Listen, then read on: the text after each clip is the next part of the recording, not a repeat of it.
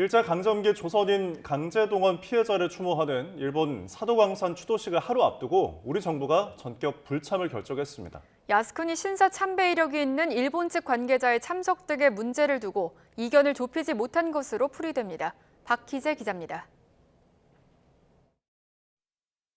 한일 양국 차관급 인사가 참여하기로 합의했던 일본 사도광산 추도식 행사에 정부가 최종적으로 참석하지 않기로 했습니다. 야스쿠니 참배 이력이 있는 인사가 일본 측 관계자로 참석할 거란 보도가 나온 지 하루 만에 내려진 결정입니다.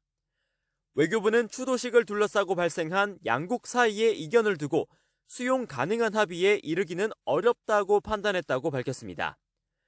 조태열 외교부 장관 역시 발표 이후 한 방송 인터뷰에서 이견을 해소할 시간이 충분하지 않았다는 취지로 불참 사유를 설명했습니다. 앞서 지난 7월 일본 측은 사도광산의 유네스코 세계문화유산 등재와 관련해 우리 정부와 매년 강제동원 피해자 추도식을 열기로 합의했습니다. 하지만 최근까지도 누가 참석하고 추도사에는 어떤 내용이 담길지 등이 확정되지 않으면서 긴 줄다리기가 이어져 왔습니다. 여기에 추도식이 열리는 일본 니가타현 지사가 행사를 단순히 유네스코 세계문화유산 등재를 보고하는 자리로 언급하거나 행사 공식 명칭에서 희생자 표현이 빠진 점도 논란이 됐습니다.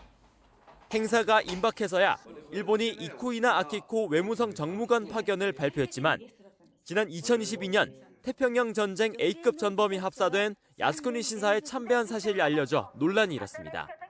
이쿠이나 정무관은 과거 강제동원 등 과거사 현안을 두고 한국이 더 양보해야 한다는 취지의 답을 내놓기도 한 것으로 알려졌습니다. 우리 정부 관계자와 유가족 상당수는 추도식 참석 목적으로 이미 일본 현지에 도착한 것으로 파악됐습니다. 외교부는 유가족들과 별도의 자체 추도식을 진행하고 사도광산 노동자 관련 시설도 시찰하기로 했습니다. YTN 박희재입니다.